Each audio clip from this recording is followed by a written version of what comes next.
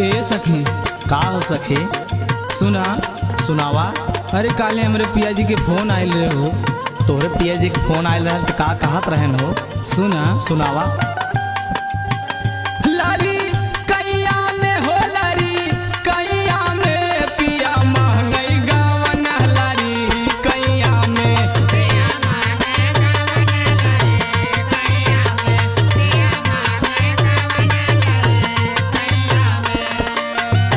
लारी कैया में हो, लारी कैया में पिया महंगाई गावन, लारी कैया में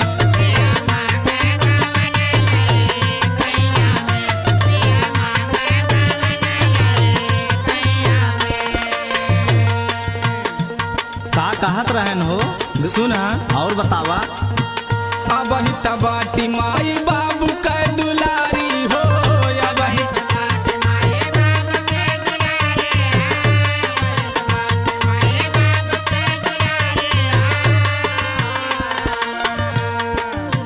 पहिरे न सिखली गावनवा कई साड़ी हो, पहिरे न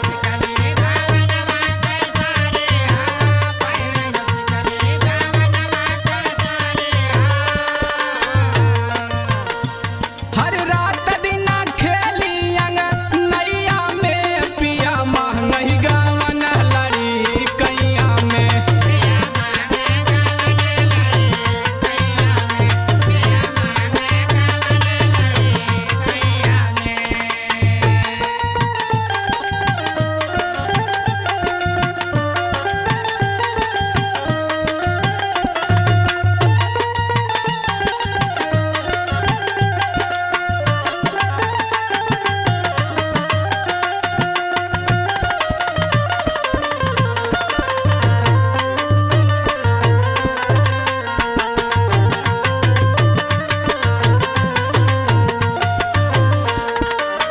नहीं हम सिखली कवन गुनवा साहुरवा हो, नहीं हम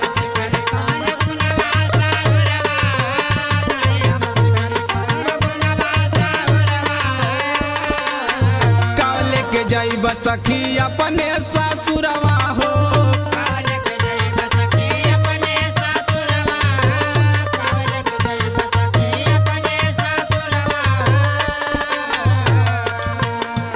हर अबही तबाटियो घैया में पिया महंगाई गावन, लड़ी कैया में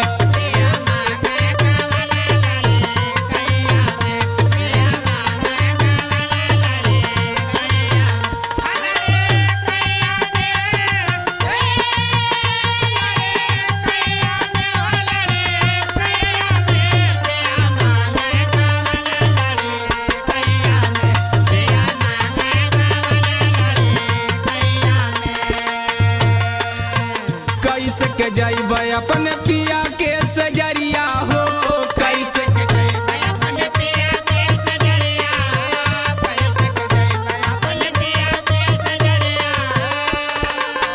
नैहर में केहू से ना लड़वनी ना